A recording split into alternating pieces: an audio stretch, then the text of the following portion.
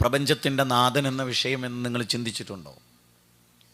ഇത്ര സിമ്പിളായി ആളുകളോട് പറയാൻ പറ്റിയ ഒരു മാറ്ററും ഈ ഭൂമുഖത്ത് ഇസ്ലാമിൻ്റെ ദൈവവിശ്വാസം പരിചയപ്പെടുത്തുന്ന പോലെ ഇല്ല എന്ന് വിശ്വസിക്കുന്ന ഒരാളാണ് ഞാൻ. ട്രെയിൻ യാത്രയിലും ഫ്ലൈറ്റ് യാത്രയിലും അനേക യാത്രകൾക്കിടയിൽ പല ഇതര മത സമൂഹങ്ങളുമായി എനിക്ക് സംസാരിക്കാൻ അവസരം ഉണ്ടാകലുണ്ട്. 2 മിനിറ്റ് കൊണ്ട് എനിക്ക് അവതരിപ്പിക്കാൻ പറ്റുന്നത് അള്ളാഹുവിനെ കുറിച്ചുള്ള വർത്തമാനമാണ്. പ്രവാചകൻ്റെ കല്യാണം വിമർശനമായി വരുമ്പോൾ 2 മിനിറ്റ് പോരാ, 2 ദിവസവും പോരാ. പക്ഷെ അള്ളാഹിനെ പറ്റി പഠിപ്പിക്കാൻ 2 മിനിറ്റ്, ഏറ്റവും 2 മിനിറ്റ്, അതും ആവശ്യമില്ല എന്ന് വിശ്വസിക്കുന്ന ഒരാളാണ് ഞാൻ. എൻ്റെ മുമ്പിലിരിക്കുന്ന ഒരാളോട് ഒരിക്കൽ ചോദിച്ചു, നിങ്ങൾ ദൈവവിശ്വാസിയാണോ? ദൈവത്തെ നടത്തേണ്ട എങ്ങനെയാണെന്ന് പഠിപ്പിച്ചുകൊണ്ടാണ് ഞാൻ എൻ്റെ വിഷയത്തിലേക്ക് വരുന്നത്. നിങ്ങൾ ദൈവവിശ്വാസിയാണോ? ആരോടും ചോദിക്കാവുന്ന ചോദ്യമാണ്. നിങ്ങൾ കൃഷ്ണനിൽ വിശ്വസിക്കുന്നുണ്ടോ, മുഹമ്മദിൽ വിശ്വസിക്കുന്നുണ്ടോ, മൊയ്തീൻ ഷേഖിൽ വിശ്വസിക്കുന്നുണ്ടോ എന്നൊന്നും ചോദിക്കരുത്. നിങ്ങളൊരു ദൈവത്തിൽ വിശ്വസിക്കുന്നുണ്ടോ? അപ്പം എന്നോട് അയാൾ പറഞ്ഞു, അതെ. ശരി, ആ ദൈവം ആരാണ് ഒന്നെന്ന് എനിക്ക് പറഞ്ഞു തരാമോ? അപ്പോൾ അയാൾ എൻ്റെ മുഖത്തേക്ക് ഇങ്ങനെ നോക്കി. ഞാൻ എന്താ പറയുക? ഞാൻ പറഞ്ഞു, ഞാനൊരു ദൈവവിശ്വാസിയാണ്. എൻ്റെ ദൈവം ആരാണെന്ന് നിങ്ങൾ എന്നോട് ചോദിക്കൂ. അവിടെ ചോദിച്ചു, ശരി, ആരാ നിങ്ങളുടെ ദൈവം? അപ്പം ഞാൻ അദ്ദേഹത്തോട് പറഞ്ഞു, നിങ്ങളെയും, ശ്രീധരേട്ടാ അയാളുടെ പേര് അതായിരുന്നു, നിങ്ങളെയും എന്നെയും ഈ ട്രെയിനിലെ മുഴുവൻ യാത്രക്കാരെയും ഈ ലോകത്തിലെ സൂര്യനും ചന്ദ്രനും നക്ഷത്രങ്ങളും ഗാലക്സികളും സൗരയൂഥങ്ങളും കാട്ടാറുകളും കാനനങ്ങളും പ്രപഞ്ചത്തിലെ എല്ലാ സചേതന അചേതന വസ്തുക്കളും 715 കോടി മനുഷ്യരും ഇവരെയൊക്കെ സൃഷ്ടിച്ച് സംവിധാനിച്ച് സംഹരിക്കുന്നവനാരോ അവനാണ് എൻ്റെ ദൈവം. അത് പറഞ്ഞപ്പോൾ ശ്രീധരേട്ടനോട് പറഞ്ഞു, അങ്ങനൊരു വിശ്വാസമൊന്നും എനിക്കില്ല കേട്ടോ. കഴിഞ്ഞ് ശ്രീധരേട്ടന് മനസ്സിലായി പടച്ചവനാരാന്ന്. ഇനി ഇതേ കാര്യം നമ്മളിപ്പോൾ സാധാരണ ബിസ്മില്ലാഹിർ റഹ്മാനിർ റഹീം, പരമകാരുണ്യകനും കരുണാവാരിധിയുമായ അള്ളാഹുവിൻ്റെ നാമത്തിൽ എന്നാണ്. ഇനി ഇതൊരു ക്രിസ്ത്യാനി പറയുകയാണെങ്കിലോ, പരമകാരുണ്യകനായ പിതാവിൻ്റെയും പരമകാരുണ്യകനായ പുത്രൻ്റെയും പരമകാരുണ്യകനായ പരിശുദ്ധ പിതാവിൻ്റെയും നാമത്തിൽ. അപ്പം എത്ര ദൈവമായി? എത്ര ദൈവമായി? നിങ്ങൾ ആലോചിച്ച് നോക്ക്. അതുകൊണ്ടാണ് നമ്മൾ മുമ്പ് ഒരു പാട്ടിൽ നമ്മൾ പാടിയത്, പൂജാമുറിയിലോ ചില്ലിൻ്റെ കൂട്ടിലോ ബന്ധിതനല്ലോ എൻ്റെ ദൈവം, വാനവും ഭൂമിയും പ്രവിശാലമായൊരു സാമ്രാജ്യ സാരഥി എൻ്റെ ദൈവം. എത്ര മനോഹരമാണ്. ആരാ ഇസ്ലാമിൻ്റെ ദൈവം? ഒരു പൂന്തോട്ടത്തിൽ നിന്നാണ് ഒരാൾ ചോദിക്കുന്നതെങ്കിൽ ആ പൂന്തോട്ടത്തിൽ എത്ര വർണ്ണരാജികളുണ്ടോ, എത്ര പുഷ്പങ്ങളുണ്ടോ, എത്ര നിറങ്ങളുണ്ടോ, എത്ര സുഗന്ധങ്ങളുണ്ടോ, അതിനെ സംവിധാനിച്ചവൻ ആരോ അവൻ. എത്ര ശ്രേയസ്കരമായ മറുപടിയാണ്. ഇവിടെയുള്ള ഹിന്ദുവിനെയും ക്രിസ്ത്യാനിയെയും ജൈനനെയും ബൗദ്ധനെയും സിഖുകാരനെയും സൃഷ്ടിച്ച പടച്ചോൻ, അങ്ങനെ പരിചയപ്പെടുത്താൻ ഇസ്ലാമിനല്ലാതെ ലോകത്ത് അതിൻ്റെ മുമ്പിൽ നിൽക്കാത്ത ആരാ ഉള്ളത്? എൻ്റെ ജീവിതാനുഭവങ്ങൾ മുഴുവനും അതാണ്. ഇസ്ലാമിനോളം സുന്ദരമായി ലോകത്തോട് പറയാൻ പറ്റിയ ഒരു ദർശനവും ലോകത്തില്ല. പക്ഷെ ഇന്ന് ഞാൻ ഇസ്ലാമാണെന്ന് പറയാൻ ആളുകൾക്ക് ചമ്മല. അത്രമേൽ ഇസ്ലാമിനെതിരെ തെറ്റിദ്ധാരണകൾ നിരത്തുന്നു, പറയുന്നു. ഇവിടുത്തെ സംഘടനകളൊക്കെ എന്ത് ചെയ്യുന്നു എന്നുള്ളത് മറ്റൊരു വിഷയമാണ്. 10-ൽ താഴെ ആളുകളാണ് കേരളത്തിൽ ഇസ്ലാം പറയുന്നത്. 10-ൽ താഴെ ആളുകൾ, 10,000-കണക്കിന് പണ്ഡിതന്മാരുള്ള സംഘടനകൾ. ഞാൻ ഉറപ്പിച്ചു പറയുന്നു, 10-ൽ താഴെ ആളുകളെ അള്ളാൻ്റെ ദീൻ ഇതര മതക്കാർക്ക് വേണ്ടി പറയുന്നുള്ളൂ. 10-ൽ കൂടുതൽ 11ാമത്തെ ഒരാളങ്ങൾ എണ്ണിയ ഞങ്ങൾ പറയുന്ന പണി നടക്കും. 10-ൽ താഴെ ഉള്ളൂ. 10 ഞാനൊന്ന് റൗണ്ട് ചെയ്ത. ഈ 2 കൊല്ലം സോഷ്യൽ മീഡിയ നോക്കിയാൽ അറിയാം ഇസ്ലാമിനെ സ്നേഹിക്കുന്ന ആരാണ്. അത്ര സിമ്പിളാണ് ഇസ്ലാം, അത്ര സിമ്പിളാണ്. PC ജോർജിനൊരു ഹൃദയം ഉണ്ടെങ്കിൽ അത് കൊടുത്ത് പടച്ചവനാന്ന് വിശ്വസിക്കുന്നവരാ നമ്മൾ, അല്ലേ? ആ പടച്ചവനെ പരിചയപ്പെടുത്താൻ ഒരു ഭയപ്പാടും ആവശ്യമില്ല ഇവിടെ ലോകത്ത്. ജനങ്ങളോടൊക്കെ പറയാം, എല്ലാവരോടും പറയാൻ. ഞാൻ പറയും നിങ്ങളോട്, ഒച്ചിറ ടെമ്പിളിലെ എൻ്റെ ജീവിതത്തിലെ പ്രഭാഷണത്തിന് ഞാൻ അവിടെ ചെല്ലുന്ന സമയത്ത് 20 മിനിറ്റാണ് എല്ലാവർക്കും. നിങ്ങൾ ചിന്തിക്കാൻ വേണ്ടി കേട്ടോ പറയുന്നത്, 20 മിനിറ്റാണ് എല്ലാവർക്കും. സന്യാസിയായാലും പള്ളിയിലച്ചനായാലും ആരായാലും മുഖ്യ പ്രഭാഷകരായി പ്രബലമായ 3 ദർശനങ്ങളുടെ ആചാര്യന്മാരെ, ഋഷീശ്വരന്മാരെ, മതപണ്ഡിതന്മാരെ ഒക്കെ തിരഞ്ഞെടുത്തപ്പോൾ എല്ലാവർക്കും 20 മിനിറ്റ് കൊടുത്ത്. എനിക്കും തന്നത് 20 മിനിറ്റാണ്. പക്ഷേ എനിക്ക് 50 മിനിറ്റ് വരെ പ്രസംഗിക്കാൻ കഴിഞ്ഞു. എങ്ങനെ കഴിഞ്ഞു? അത്ഭുതകരമല്ലേ അത്? എല്ലാവരും ഇപ്പോൾ സ്വാമിജി പ്രസംഗിച്ചിങ്ങനെ വരുമ്പോഴേക്ക് തന്നെ കത്ത് കൊടുത്ത്, എല്ലാവരും കത്ത് കൊടുത്ത്. പ്രസംഗിക്കാൻ ടൈം തെറ്റിയപ്പോൾ എല്ലാവർക്കും കൊടുത്തു. എനിക്ക് തന്നില്ലെന്ന് മാത്രമല്ല, ഞാൻ 20 മിനിറ്റ് ആകുമ്പോൾ ഞാൻ പിറകിലേക്ക് അധ്യക്ഷനെ നോക്കി. അപ്പം അധ്യക്ഷൻ പറഞ്ഞു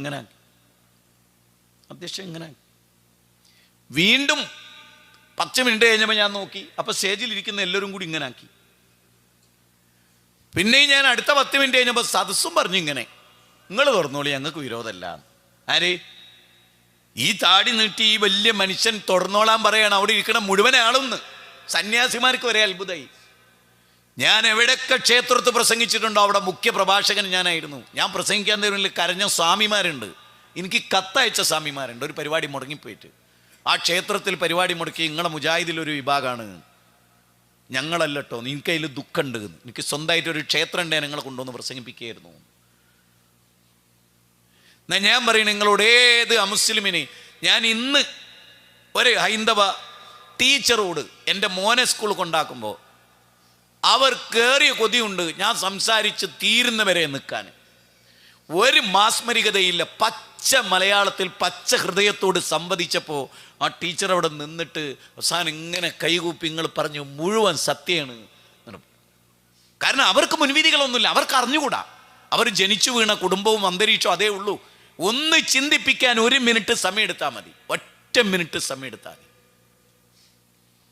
ഞാൻ ഒരിക്കൽ ഒരാളെ, ഒരു അമൃതാനന്ദമയിയുടെ ഭക്തനെ ട്രെയിനിൽ വെച്ച് കണ്ടപ്പോൾ കുറഞ്ഞ മിനിറ്റ് സംസാരിച്ചു. അയാൾ പെട്ടെന്ന് ഇറങ്ങിപ്പോൾ ഞാൻ എൻ്റെ ഒരു CD ഒരു ക്ഷേത്രത്തിലെ ഞാൻ പറഞ്ഞു, ഇത് നിങ്ങളുടെ ഹൃദയത്തിൽ ക്ലിക്ക് ചെയ്താൽ നിങ്ങൾ എന്നെ വിളിക്കണം.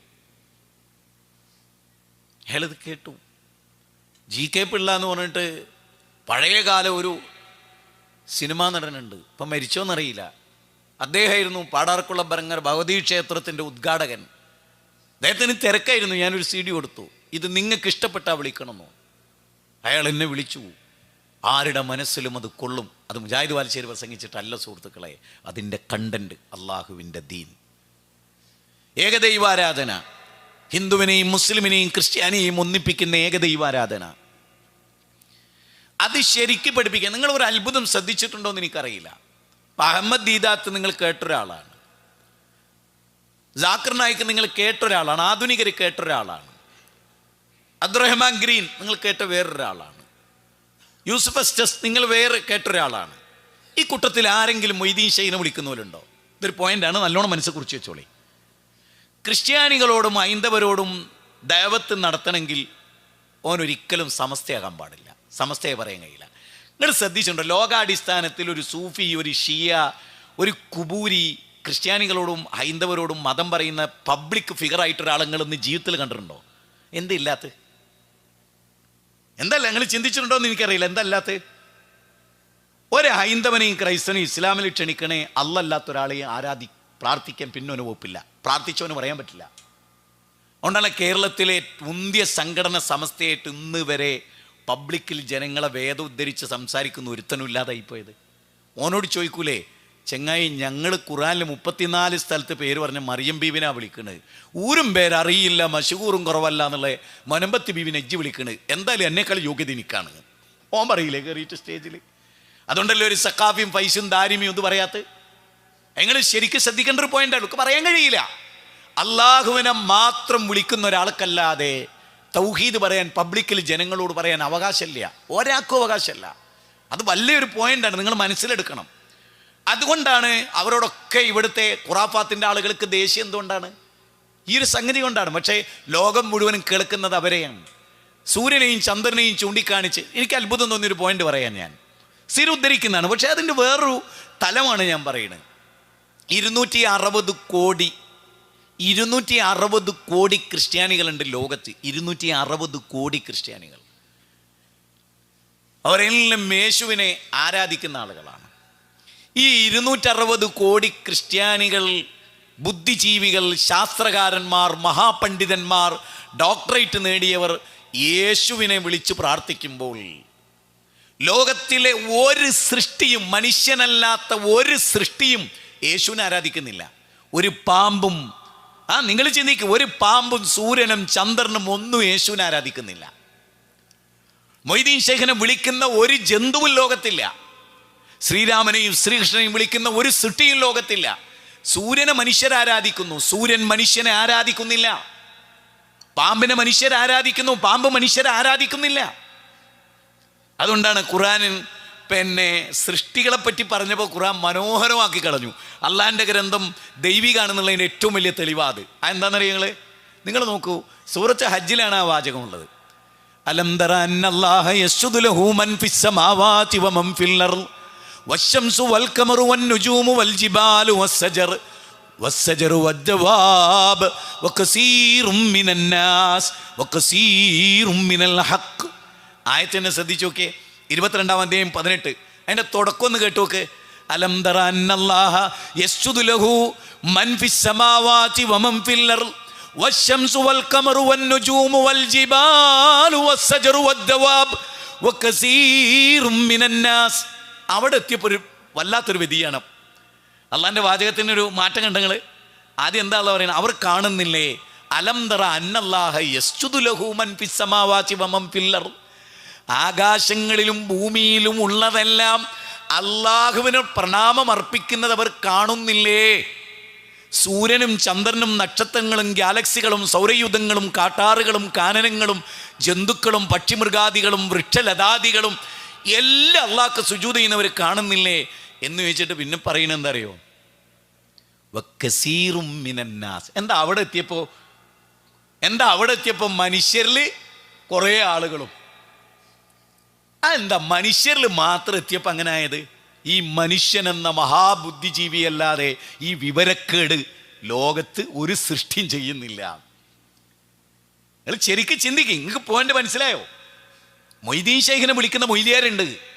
മൊയ്തീൻ ശൈഖിനെ വിളിക്കുന്ന പോത്തും കാളയില്ല. പോത്തിൻ്റെയും കാളയുടേനേക്കാളും നിലവാരം ഒരിത്തിരി കുറഞ്ഞു.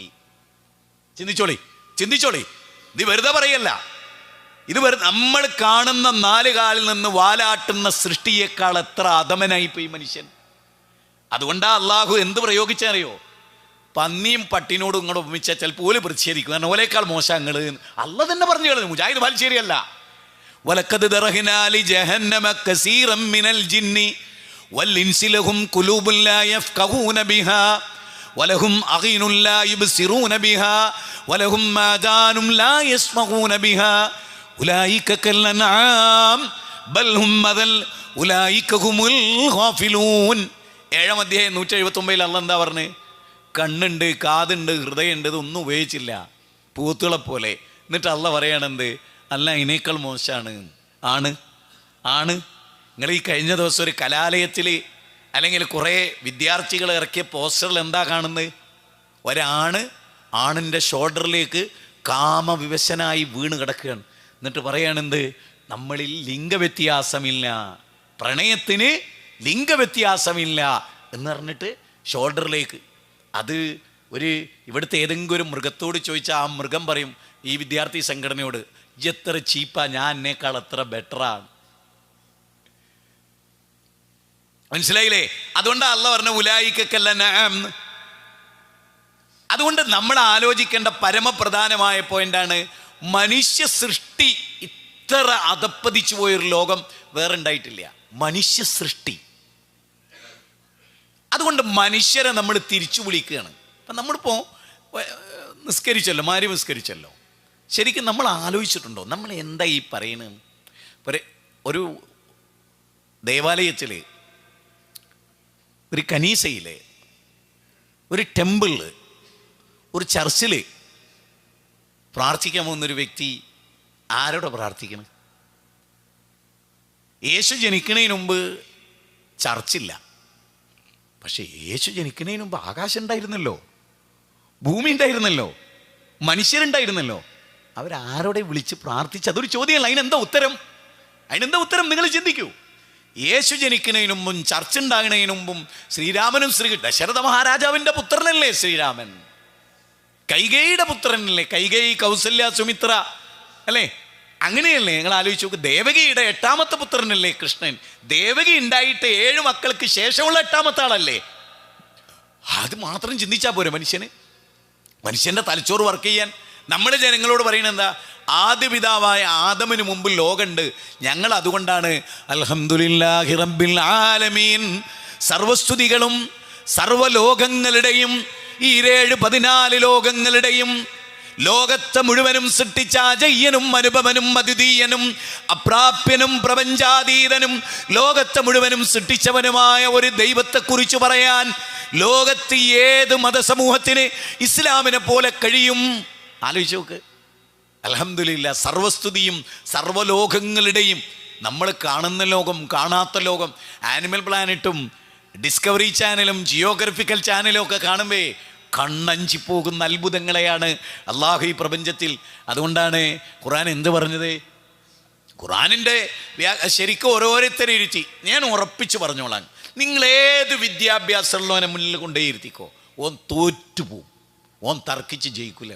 അറിവുള്ള ഒരു മുസ്ലിമിൻ്റെ മുമ്പിൽ ഓന് തർക്കിച്ച് ജയിക്കാൻ കഴിയില്ല. പ്രത്യേകിച്ച് ദൈവവിശ്വാസത്തിൻ്റെ പേരിൽ തർക്കിച്ച് ജയിക്കാൻ കഴിയില്ല. ദൈവത്തെ നമ്മളിപ്പം ബ്രിഡ്ജുൽ അറബ് കണ്ട ആളുകൾ, ബ്രിഡ്ജ് ദുബായ് കണ്ട ആളുകൾ, പിസാഗോപുരം കണ്ട ആളുകൾ, താജ്മഹൽ കണ്ട ആളുകൾ, താജ്മഹലിൻ്റെ അടുത്ത് നിന്നിട്ട് ഒരാൾ പറയാണ്, ഞാനൊരു ദിവസം, ഇതൊരു പാടമായിരുന്നു, ഞാനിങ്ങനെ നെല്ല് പതുക്കുന്നതിനിടയിൽ കണ്ടിട്ടുണ്ട് മാർബിളൊക്കെ ഇങ്ങനെ പൊന്തിട്ട് വന്നിട്ട് അതൊരു താജ്മഹലായി രൂപപ്പെട്ട് പറഞ്ഞാൽ ഇത് കേൾക്കുന്ന യുക്തിവാദിയും ഫ്രീ തിങ്കേഴ്സും പറയും ഉളമ്പാറയെ കൊണ്ടുപോകണമെന്ന്. അതേ ഫ്രീ തിങ്കേഴ്സ് ഇപ്പുറത്ത് നിന്നിട്ട് പറയും ഈ സൂര്യൻ താനേ ഉണ്ടായതാണ്. അപ്പോൾ ഓനെവിടെ കൊണ്ടുപോകണ്ട? ഓനെ കൊണ്ടുപോകാൻ പറ്റിയ സ്ഥലം തന്നെയല്ല ഭൂമിയിൽ. കാരണം അത്ര വലിയ മുറിച്ചെട്ടിയ ഭ്രാന്ത് ഭൂമത്ത് പറയില്ലല്ലോ. കാരണം നിങ്ങൾ ആലോചിച്ച് നോക്കുമ്പോൾ നിങ്ങൾ തന്നെ ചിന്തിക്കുക, മുജാഹിദ് ബാലുശ്ശേരിൻ്റെ പരിപാടി മുടങ്ങും എന്ന് പറഞ്ഞപ്പോൾ അള്ളാഹു വിസ്റ്റത്തിനൊരു പള്ളി ഇങ്ങോട്ട് തന്ന്, മുജാഹിദ് ബാലുശ്ശേരി വരുമ്പോഴേക്ക് പള്ളിയൊക്കെ വളരെ സെറ്റപ്പ് ഇങ്ങോട്ടായി, സ്പീച്ചിങ് സ്റ്റാൻഡൊക്കെ പാറി ഇങ്ങോട്ട് വന്ന്, അങ്ങനെ മുജാഹിദ് ബാലുശ്ശേരി വരും എന്ന് പറഞ്ഞപ്പോൾ ജനങ്ങളൊക്കെ അള്ളാഹു മുന്നേ കൊണ്ടേ ഇരുത്തി പറഞ്ഞാൽ നിങ്ങൾ വിശ്വസിക്കുമോ? ഇന്നലത്തോടു കൂടെ നമ്മുടെ പബ്ലിക് പരിപാടി മുടങ്ങി നേട്ടപ്പോൾ അനൗൺസ്മെൻറ്റ് കേട്ടിട്ടും വാട്സപ്പിൽ മെസ്സേജ് കണ്ടിട്ട് നിങ്ങൾ വന്നോരാ. ഈ പള്ളി ഞാൻ വന്നുകൊണ്ടല്ല ഇവിടെ ഉണ്ടായത്, ഈ മൈക്കേ വന്നോണ്ട് ഇവിടെ ഉള്ളതാണ്.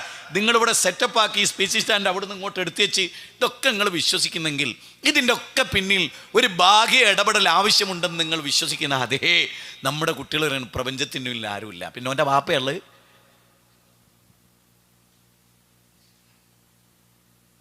ഓൻ പറയാണ്, ഒരു മൊബൈൽ കയ്യിൽ പിടിച്ചിട്ട് ഓൻ പറയണ ഇത് മൊബൈൽ കമ്പനി സാംസങ് കമ്പനി ഉണ്ടാക്കിയാണ്. ഉറപ്പാണ്, ഓൻ ഉറപ്പാണ്. ആ മൊബൈലിൻ്റെ 5 കോടി ഇരട്ടി നക്ഷത്ര വലിപ്പമുള്ള നക്ഷത്രോ താനേ ഉണ്ടായതാണ്. മഹാനായ ഇമാം അബൂ ഹനീഫ റഹ്മത്തുള്ളാഹി അലൈഹി, അദ്ദേഹം ഇമാം അബൂ ഹനീഫ റഹ്മത്തുള്ളാഹി അലൈഹി അദ്ദേഹത്തോട് കുറച്ച് യുക്തിവാദികൾ, നിരീശ്വരവാദികൾ അക്കാലത്ത് പടച്ചവനുണ്ടോ അല്ലേ എന്ന് സ്ഥാപിക്കാൻ വേണ്ടി സംവാദത്തിന് വിളിച്ച്. അപ്പോൾ ഇമാം അബൂ ഹനീഫ പറഞ്ഞു ഞാൻ റെഡിയാണ്. അന്നാ ഒരു ടൈമൊക്കെ ഫിക്സ് ചെയ്യണം എന്നാണ്. ടൈമൊക്കെ ഫിക്സ് ചെയ്ത് യുക്തിവാദികൾ വലിയ ജെറൂൽ എല്ലാ കാലത്തും അങ്ങനെയാണ്. നമ്മളെ ഇ എ ജബ്ബാർ ചുരമിറങ്ങി വന്ന മാതിരിയോട് വന്ന് ജനുവരി 9 മനസ്സിലായില്ലേ? പിന്നെ എന്താ ഉണ്ടായത് എന്നുള്ളത് നമുക്കറിയാലോ, ഞാൻ ആ ഭാഗത്തേക്കൊന്നും പോണില്ല. അപ്പോൾ ഇമാം അബൂ ഹനീഫ കുറച്ച് ലേറ്റ് ആയിട്ടാണ് വന്നത്. ചുരുക്കിയതാണ്, ഇമാം അബൂ ഹനീഫ കുറച്ച് ലേറ്റ് ആയിട്ടാണ് വന്നത്. അപ്പം അദ്ദേഹം ഇങ്ങനെ മിനിറ്റ് തെറ്റി വരുമ്പം തന്നെ യുക്തിവാദികൾ പറയുന്നുണ്ട് തോൽക്കൊന്ന് പേടിച്ചിട്ടാണ്, നമ്മുടെ മുമ്പിൽ പിടിച്ചിരിക്കാൻ കഴിയില്ല. അങ്ങനെയാണല്ലോ ഇപ്പോൾ എല്ലാവരും ഭയങ്കര ഞെളിഞ്ഞിങ്ങനെ നിൽക്കുകയാണല്ലോ ചെയ്യുക. ഒറ്റക്കൊട്ടനെയാണല്ലോ, ദാർശനികമായൊരു ഒറ്റക്കൊട്ട് കുടഞ്ഞ് താഴെ പോവും. ചോദ്യത്തിന് പിന്നെ ഉത്തരവൊന്നും ഉണ്ടാവില്ല. അങ്ങനെ വാദിച്ച് നിൽക്കുന്നതിനിടയിലാണ് കുറച്ച് ലേറ്റ് ആയിട്ട്, ഒരു അരമണിക്കൂർ ലേറ്റ് ആയിട്ട് ഇമാം അബൂ ഹനീഫ റഹ്മത്തുള്ളാഹി അലൈഹി കയറിയത്. അവർ ചോദിച്ചാൽ അല്ല ഇമാം അവർകളെ എന്ത് പണിയത് അരമണിക്കൂർ ലേറ്റ് ആയിട്ട്, നമ്മളിവിടെ സംഭവത്തിന് നേരത്തെ കാലത്തെ വന്നിട്ട് നിങ്ങളെന്തേ വരാൻ? അപ്പോൾ അദ്ദേഹം പറഞ്ഞു ഒന്നുമില്ല, എനിക്കൊരു പുഴ കടക്കേണ്ടിയിരുന്നു ഇങ്ങോട്ട്, എനിക്ക് നീന്തൊന്നും അറിഞ്ഞൂടാ, പിന്നെ പുഴക്ക് പാലോ ഇല്ല വഞ്ചിയില്ല ഒന്നുമില്ല. അപ്പം ഞാനിങ്ങനെ ടെൻഷൻ അടിച്ച് നോക്കും, എൻ്റെ തൊട്ടടുത്തൊരു മരം ഉണ്ടായിരുന്നു, അത് കണ്ടിട്ട് ഇങ്ങനെ മറിഞ്ഞു വീണ്, പിന്നെ കണ്ടിട്ട് അതിൻ്റെ ചില്ലൊക്കെ ഇങ്ങനെ വേർപെട്ടിട്ട് അതിൻ്റെ തടി ഇങ്ങോട്ട് പലകയായിട്ട് ഇങ്ങോട്ട് രൂപപ്പെടുന്നതാണ് പിന്നെ ഞാൻ കാണുന്നത്. അത് കഴിഞ്ഞതിന് ശേഷം അതൊരു തോണിയായി രൂപാന്തരപ്പെട്ടു. പിന്നെ അത് മെല്ലെ എൻ്റെ അടുത്തേക്ക് വന്നു, ഇന്നതിലെടുത്തു വെച്ചു. അങ്ങനെ ഞാൻ ഇക്കരെ എത്തുകയാണ് ഉണ്ടായത്. അതിനൊരു അരമണിക്കൂർ എടുത്തിട്ടുണ്ട്.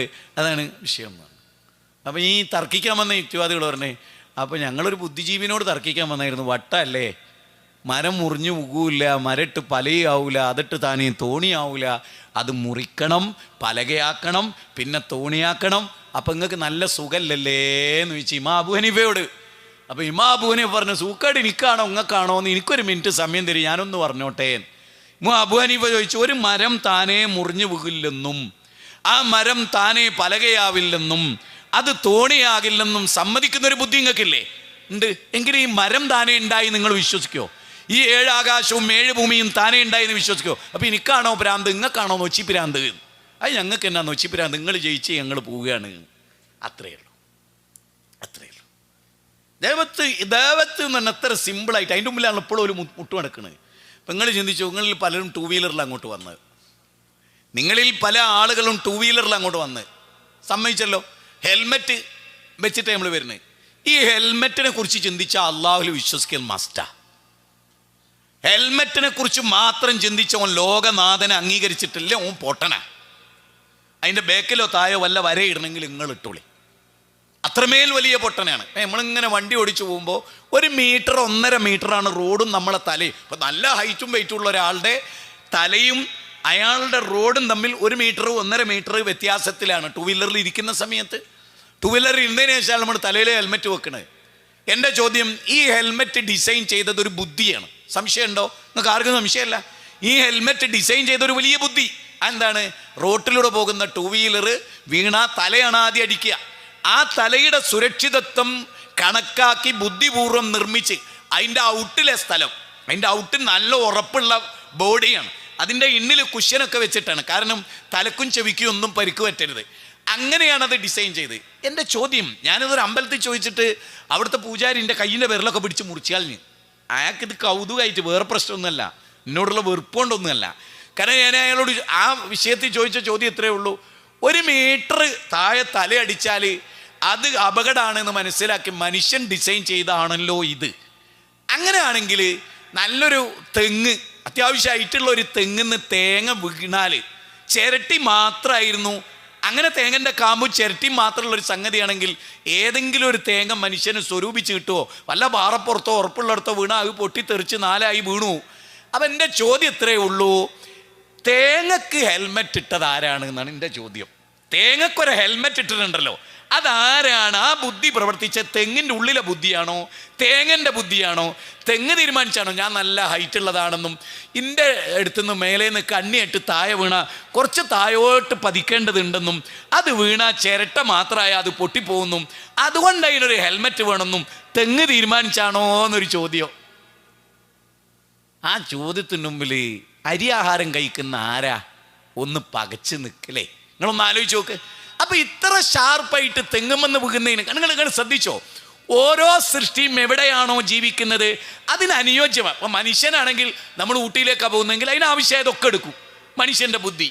എങ്കിൽ സൃഷ്ടിപ്രപഞ്ചത്തിലെ ഈ മുഴുവനിൻ്റെ പിന്നിലും ഒരു ബുദ്ധിയില്ല എന്ന് പറയുന്നവനെ ബുദ്ധിജീവിയായിട്ടാണോ അംഗീകരിക്കേണ്ടത്? നിങ്ങൾ ആലോചിച്ച് നോക്ക്. ഞാൻ തമാശ പറയാൻ വിചാരിക്കരുത്. നിങ്ങൾക്ക് യുക്തിവാദി ഫ്രീ തിങ്കേഴ്സ് ഇപ്പോൾ മുസ്ലിമൊക്കെ അല്ലേ, അതിൽ നിങ്ങൾക്ക് ചേരണമെങ്കിൽ ഒന്നാമത്തെ യോഗ്യത എന്താ അറിയോ? നിങ്ങൾ പച്ചപ്പൊട്ടനാന്നുള്ള സർട്ടിഫിക്കറ്റ് കൊടുക്കണം. തലച്ചോറ് വർക്ക് ചെയ്യൂല, ജബ്ബാറിൻ്റെ വിവരക്കേട് കേട്ട് മുണുങ്ങും എന്ന് നിങ്ങൾ ആദ്യം പറഞ്ഞാൽ നിങ്ങൾക്ക് ഈ പറഞ്ഞ 3 സംഘടനയിലും നിങ്ങൾക്ക് ഒരല്പം തലച്ചോറ് വർക്ക് ചെയ്യുമെങ്കിൽ അവിടേക്ക് നിങ്ങൾക്ക് പ്രവേശനമില്ല. നിങ്ങൾ യുക്തിവാദി ഒന്നാമത്തെ മെമ്പർഷിപ്പ് കിട്ടണമെങ്കിൽ തലച്ചോറ് വർക്ക് ചെയ്യരുത്, തീരെ ചിന്തിക്കരുത്, മിണുങ്ങുക. മറ്റൊരു പറയുന്നത് ഇങ്ങനെ മിണുങ്ങുക. അതിലപ്പുറത്തേക്ക് നിങ്ങളെ തലച്ചോറൊന്നും വർക്ക് ചെയ്യരുത് എന്നാണ് അവർ പറയുന്നത്. മനസ്സിലായില്ലേ? അവിടെയാണ് നമ്മൾ ചിന്തിക്കേണ്ടത്. ഒരു ഹെൽമെറ്റിന് പകരം വെക്കുന്ന ഈ തേങ്ങയെ അത്ര സുരക്ഷിതമായി അതിനെ സംവിധാനിച്ച ആ സൃഷ്ടാവാരാ? ഞാൻ ഒന്നുകൂടി പറയാറുണ്ട്, നാടനെ തീരെ കേൾക്കാത്തവർക്ക് വേണ്ടിയാണ് ഞാൻ പറയുന്നത്, പുതുമയോട് കൂടെ പറയുന്നത്. നമ്മളിപ്പോൾ സാധാരണ നമ്മൾ റോഡരികിലൂടെ പോകുമ്പോൾ നമുക്ക് ഏറ്റവും ഇഷ്ടമുള്ളതാണ് ഉപ്പിലിട്ട പല ഫ്രൂട്ടുകളും, പലതും.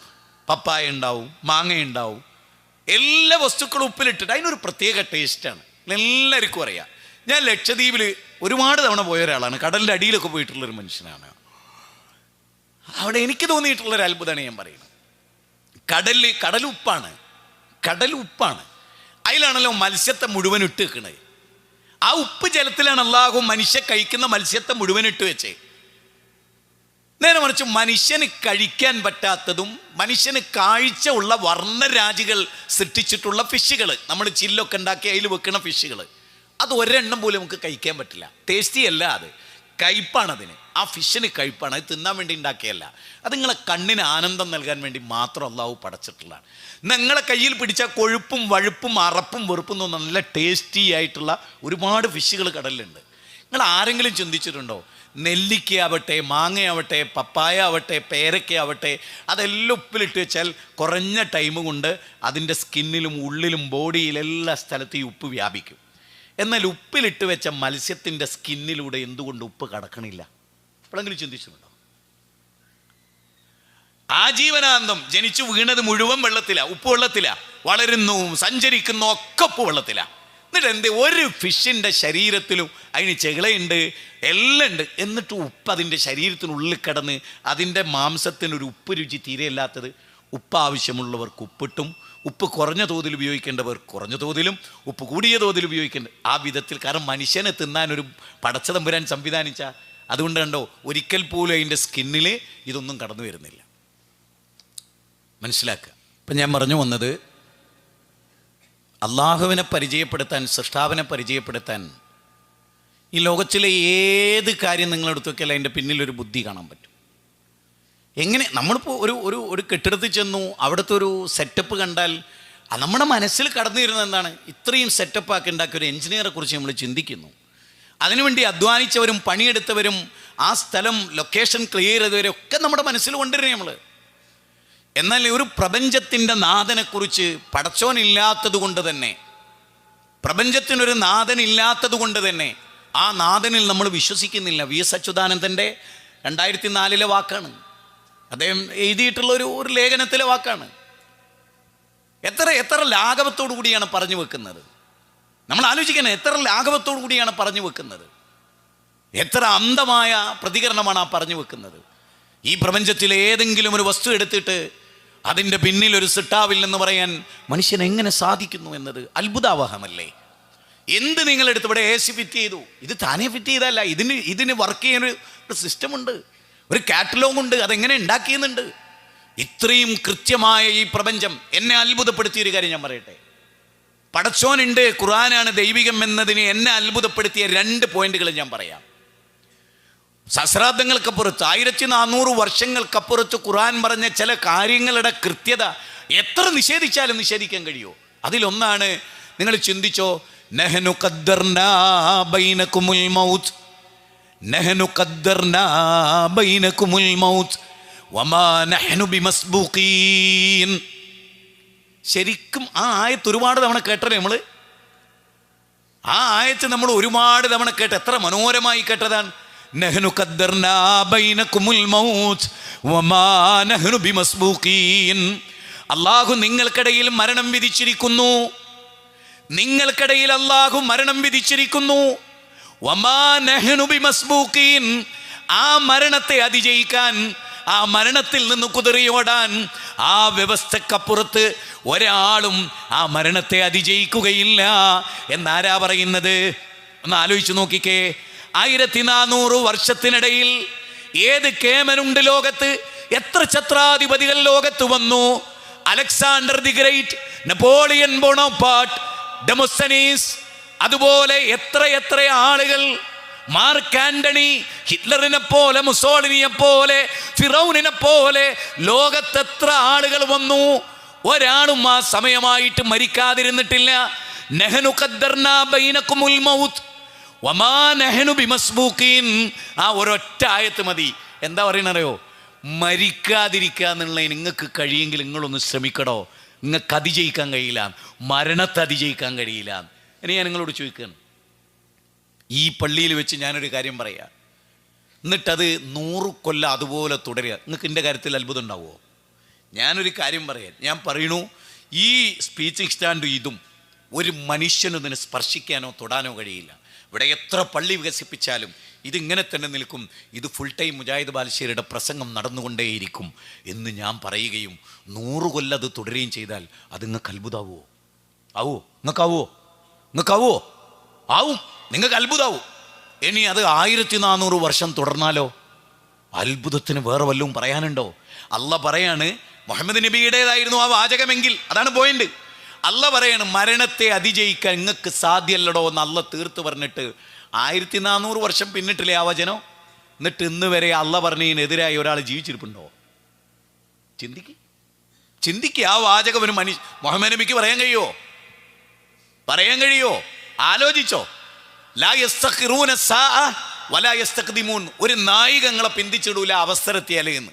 ആ വാചകം അത്ഭുതമല്ലേ? ഞാൻ ദുബായിൽ നിൽക്കുന്ന സമയത്ത് ഒരു പാകിസ്ഥാനി മരിച്ചു. ഞാൻ എൻ്റെ പ്രസംഗത്തിൽ മുമ്പ് സൂചിപ്പിച്ചിട്ടുണ്ട്. ഒന്നുകൂടി പൊടി തട്ടിയെടുക്കുകയാണ്. കുറേ കാലത്തിന് ശേഷം നമ്മൾ ഒന്നുകൂടി നോക്ക്. 6 നില കെട്ടിടത്തിൻ്റെ മുകളിൽ ആ മനുഷ്യൻ താഴോട്ട് വീണു. കാല് തെറ്റിപ്പോയതാ ജോലിക്കിടയിൽ. ഒരു കാറിൻ്റെ മുകളിലേക്കാണ് അയാൾ വീഴുന്നത്. അത്ഭുതമായിരുന്നു അന്ന്. ഒരു പരിക്കും പറ്റിയില്ല അയാൾക്ക്. അത്ഭുതമല്ല. അത് 6 നില കെട്ടിടത്തിൻ്റെ മുകളിൽ നിന്ന് കാറിലേക്ക് കൊണ്ട് ഒരു പാകിസ്ഥാനി നല്ല ഹൈറ്റും വെയിറ്റാണ്. കാർ അങ്ങോട്ട് ചതഞ്ഞു അയാളെ വീലിൻ്റെ വെയിറ്റും കൊണ്ട്. അപ്പോൾ അയാൾക്ക് അത്ഭുതവും കണ്ടു നിന്നവർക്കൊക്കെ ആശ്ചര്യവും. എന്നിട്ട് അയാൾ ആ റോഡ് ക്രോസ് ചെയ്ത് അപ്പുറം പോയി കണ്ടു നിൽക്കുന്നവർക്കൊക്കെ പെപ്സി വാങ്ങി കൊടുക്കാൻ വേണ്ടി ഇവിടുന്ന് പെപ്സി വാങ്ങി തിരിച്ചു വരുമ്പോൾ ഒരു കാർ ഇടിച്ച് മരിച്ചാട് പോയി. അണ്ണുറക്കാൻ കഴിഞ്ഞു നമുക്ക്.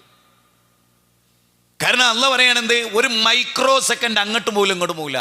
സുലൈമാൻ നബിയുടെ സദസ്സിലൊരു സംഭവം പറയുന്നുണ്ട്. തഫ്സീറിലാണ്, ആധികാരികതയൊന്നും അതിനുണ്ടോയെന്നുള്ള അറിയില്ല. പക്ഷേ സുലൈമാൻ നബിയുടെ സദസ്സിൽ ഒരാളിങ്ങനെ ഇരിക്കുക.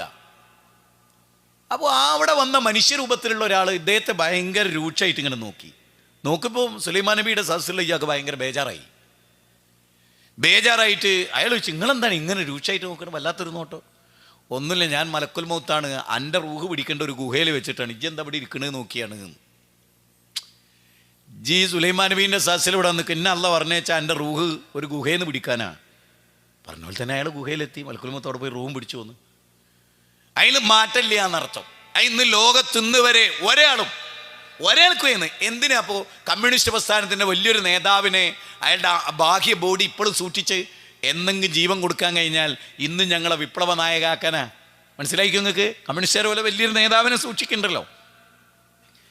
പക്ഷെ അള്ളാഹ് പറയണത് സാധ്യമല്ല. അത് മാത്രം മതി ഇസ്ലാം ശരിയാണെന്നുള്ളതിൻ്റെ ഏറ്റവും വലിയ തെളിവ്. ഒരു ഗ്രന്ഥം ഒരു കാര്യം പറഞ്ഞിട്ട് അത് അതുപോലെ അച്ചട്ട് പുലരുക 1400 വർഷമായിട്ടും അത് തുടരുക. ഇനി നിങ്ങളുടെ ശ്രദ്ധിക്ക്, അള്ളാഹു പറയണ വശംസു തജ്രി ലിമുസ്തഖറിൻ ലഹാ ദാലിക തഖ്ദീർ ذلك تقدير العزيز العليم والقمر قدرناه منازل. എന്താ ഓരോ പ്രയോഗങ്ങൾ നോക്ക്. ആ ഖദർ എന്ന പദം നോക്ക്. ഒരു നിശ്ചിത അള്ളാഹു കണക്കാക്കിയ ടൈം അനുസരിച്ച് സൂര്യൻ, നമ്മൾ പറയും ജനശതാബ്ദി ഇത്ര ടൈമിൽ വരും, മാവേലി ഇത്ര ടൈമിൽ വരും, ഈ സ്റ്റേഷൻ ഇന്ന ടൈമിൽ കടന്നു പോകും, അങ്ങനെ അനൗൺസ്മെൻറ്റ് ചെയ്യണേ. അത് ഇത്ര മണിക്ക് എത്തുമെന്ന് പ്രതീക്ഷിക്കുന്നു. അത് കേട്ടാൽ തന്നെ പള്ളേന്നൊരു തീയ, അതിൻ്റെ പ്രതീക്ഷ വട്ടപൂജയാ. അത് കണക്കാ. നേരെ മറിച്ച് കോട്ടയത്ത് കൂടി സൂര്യൻ ഇത്ര സമയത്ത് കടന്നു പോകുമെന്നായിരുന്നു പറഞ്ഞത്, ഇത്ര സമയത്തിനുള്ളിൽ കടന്നു പോകുമെന്ന് പ്രതീക്ഷിക്കുന്നു എന്നൊരു അനൗൺസ്മെന്റ് മാനവ ചരിത്രത്തിൽ ഇന്ന് വരെ ഉണ്ടായിട്ടുണ്ടോ? അള്ളാഹു സൂറത്ത് യാസീനിലെ 38 പറയാണ്, വശംസു തജ്രി ലിമുസ്തഖറിൻ ലഹാ ദാലിക തഖ്ദീർ. ഒരു കണക്കനുസരിച്ച്, ഒരു നിർണയമനുസരിച്ച് 6:10 ഉദയം, 6:20 ഉദയം, 7:05 ഉദയം, അസ്തമയം എന്ന് പറഞ്ഞാൽ ആ അസ്തമയം 7:01 നടക്കുന്നില്ല. ആ അസ്തമയം 8 മണിയായിട്ടും നടക്കാതെ പോകുന്നില്ല. കൃത്യമാണ്, അത് കൃത്യമായി നടക്കുന്നു. വൽഖമറു ഖദ്ദർനാഹു മനാസില. ചന്ദ്രനുമുണ്ട് വൃദ്ധിക്ഷയങ്ങൾ, ചന്ദ്രനുമുണ്ട് സഞ്ചാരപഥങ്ങൾ, വിവിധങ്ങളായ സഞ്ചാരപഥങ്ങൾ. 1400 വർഷങ്ങൾക്ക് മുമ്പ് നിരക്ഷരനായ ഒരു പ്രവാചകൻ, ആടിനെ മേച്ച് ജീവിച്ചൊരു പ്രവാചകൻ, സ്കൂളിൽ പോയിട്ടില്ലാത്തൊരു പ്രവാചകൻ, ഒമനാ മുഹമ്മദീനെ ഓത്തിനായച്ചില്ല, ഓമനിക്കാൻ ബാപ്പ വേണം, ബാപ്പ ജീവിച്ചില്ല. താരാട്ടുപാട്ട് കേട്ട് വളരാൻ അവസരമില്ലാതെ പോയ അനാഥ ബാലൻ, ദുഃഖങ്ങളുടെ ഒരുപാട് കയ്പ് നീരുകൾ കുടിച്ച ഒരു അനാഥ ബാല്യം. ഉമ്മയുണ്ടായി, പക്ഷേ 6 വയസ്സായപ്പോൾ ഉമ്മാന്റെ വിയോഗം ഗദ്ഗദകണ്ഠനായി മണൽത്തിട്ടയിൽ പ്രതിധ്വനിച്ച കണ്ണീരിൻ്റെ അടയാളങ്ങൾ നിർമ്മിച്ച ആ പ്രവാചക തിരുമേനി സല്ലല്ലാഹു അലൈഹി വസല്ലം, ഖലീലുനാ ഷഫീയുനാ റസൂലുള്ളാഹി സ്വല്ലല്ലാഹു അലൈഹി വസല്ലം 8ാമത്തെ വയസ്സിൽ വല്യാപ്പയുടെ വിയോഗവും പൂർണ്ണമായ അനാഥത്വം. വല്ലുഹാ വല്ലൈലി ഇദാ സജാ മാ വദ്ദഅക റബ്ബുക വമാ ഖലാ വലൽആഖിറതു ഖൈറുൻ ലക മിനൽ ഊലാ വലസൗഫ യുഅതീക റബ്ബുക ഫതർലാ അലം യജിദ്ക യതീമൻ ഫആവാ വവജദക ളാല്ലൻ ഫഅദാ. എത്ര മഹത്വമേറിയ അധ്യായം, എത്ര വലിയ ദുഃഖമാചരിച്ച് എത്ര വലിയ ദുഃഖം അനുഭവിച്ച ആളാണ് ഈ റസൂൽ.